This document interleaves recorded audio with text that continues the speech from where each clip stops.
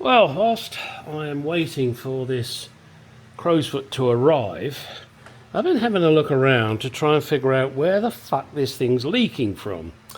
And I think I've actually found it. And it's a common fault with these. It is the crank seal. You see there on the crank, on the top of the oil pan, it's half wet. And if I can show you, look at the oil just sitting there. That crank seal is fucked. No two ways about it. And the oil is pissing out and causing this guy to have a lot of problems. So I'm going to do my damnedest now. I've got to take that off. Hopefully I can get it off without too much trouble. I don't like the fact that this air conditioning pipe is in the way, but I'll see if I can work around that. It should still come off.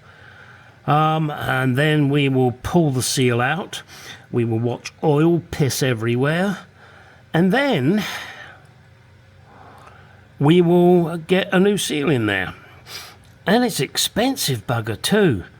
It's like $44 plus tax. Sheesh.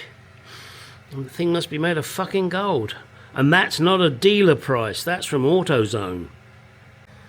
Well, first thing we got to do is remove those 3 bolts there. And because the Germans are idiots, and I'm sorry, I lived there for some time and I did admire them, but I don't know, maybe the car manufacturers, I don't know what their fucking deal is. They have to put awkward things rather than normal nuts and bolts. Anyway, this is an E10, so we need to remove those and then see if that pulley will just come off, which I hope it will. Well, it came off easy enough. Now I'm going to give it a bit of a clean in there. I'm also going to clean up the damper or harmonic balancer, whatever the fuck you want to call it. Then I've got to get that seal out. That is pushed way in. I really don't think it should be that far in, but we will see. It's also going to make it an absolute pig to get out. Okay, as you can see, the seal is out.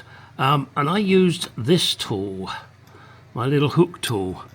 Pushed it in next to the... Sorry, the light's flickering. Pushed it in next to the crank, but turned it away from the crank. You do not want to turn it the other way. You will scratch the crank, and that's not what you want to do. So I just pushed it in a little way till I was behind the seal and then pulled. Now, I can't install the new seal because I don't have it yet, but I will in the next moment for you and tomorrow morning for me. Yeah. And you can see the oil there. Now, when putting this seal back in, and I will show you, get it flush and then just put it a little bit past flush. Not much, just a little bit. That way you should still retain its sealing. And again, down there, as you can see, it's all wet. That is one of the big indicators that your seal is leaking, and it's quite common after approximately 60,000 miles, just as, you know, rough number. And also don't forget this here, this bloody stupid little bracket that whoever came here before didn't do it. And if you don't do it, you run the risk of this AC line hitting the front drive shaft and wearing through it, and then bingo, you've lost everything. Not something you really want. When I say lost everything, I mean you've lost all your Freon and, you know, all that shit. Okay, let's get the new seal and shove it in. Okay, hopefully now Amazon has provided me with a correct size crow's foot. I've got my knife here ready to open it.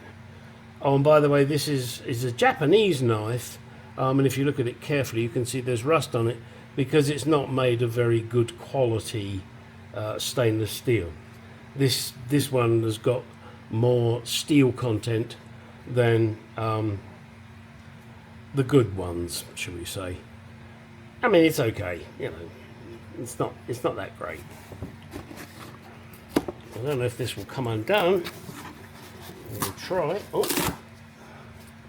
Yeah, let's use this crappy knife and get it open. I mean, it's sharp enough when you put it on an oil stone and do the job properly. So let's see. What do we got here? We have some kind of sticky shit. I don't know what the fuck that's meant to be. And we have a crow's foot. Is it the appropriate size? If it's not, I don't give a fuck. I'm going to grind it. Well, it says it's a 30. It's pretty fucking thick. Wow. All right. Well, let's see if this fucker will fit. And if not, I'm going to grind it until it fucking well does. Yeah, a lot of fucking's going on here, eh? I'm sorry, I've been watching too many Australian thingies, and I'll start talking Australian. What the fuck, eh? Jeez, Bruce. What? Logical positivism? We're going to just call you Bruce. And all of those little pieces I just said, what the fuck are they from? As if you didn't know. This is the wattle, the emblem of our land. You can stick it in a bottle, you can hold it in your hand. Who said that, Bruce? Okay. Here is the special tool you need to remove the tension off of the serpentine belt tensioner. A piece of pipe, a piece of rope. Loop it around the tensioner, rest it on the strut here, making sure not to damage it. Piece of wood or something there. I used a rag, it's not there at the moment, but that's what I did. I put a rag on there. And then you just lift it up and then lock the pin in position. I was going to make a special tool and weld it and bend it and twist it and fuck it, but doing this has done the problem. I fixed it. So now I can get the belt on, I can get the seal on, and maybe I can get this baby out of here today, but oh no shit, I've got other things I've got to do. It'll be first thing tomorrow with any luck. I'll get this baby out of here. Man, oh man, what a fucking battle just trying to figure out different ways to do things. And in the end, it's simple stuff. Now, okay, this piece of steel pipe is very strong, and it hurt my shoulder lifting it.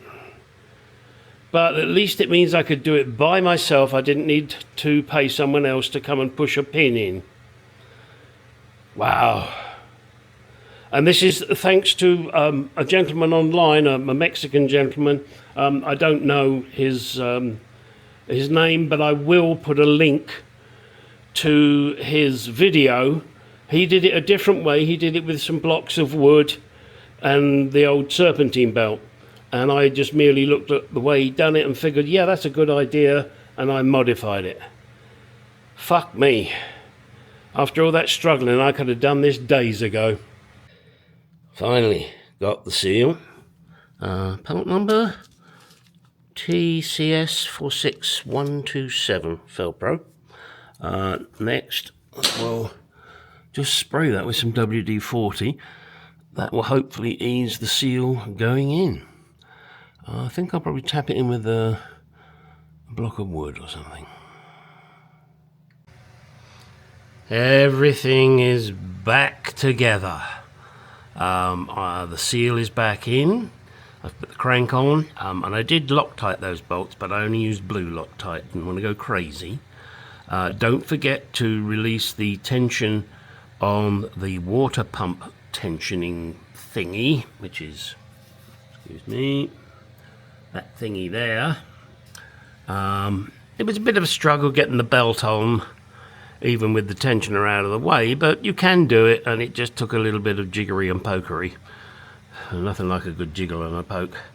I had undone the turbo pipe clamps. I was going to try and remove that turbo hose, but they didn't want to let go, so in the end I didn't bother and just did the clamps back up again. As I mentioned before, that plastic clamp there. You must make sure you get that done and locked in position. Unfortunately, the previous gibbon that's been here broke that. Or, of course, it may have occurred during the belt shredding ceremony. So, now what I've got to do is check the oil level, start this up, see if it leaks. Fingers crossed it doesn't.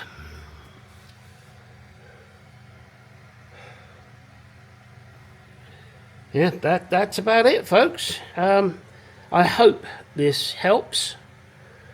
These are one of the worst vehicles to work on, and if anybody else asks me to do it, I will tell them to politely go forth and multiply.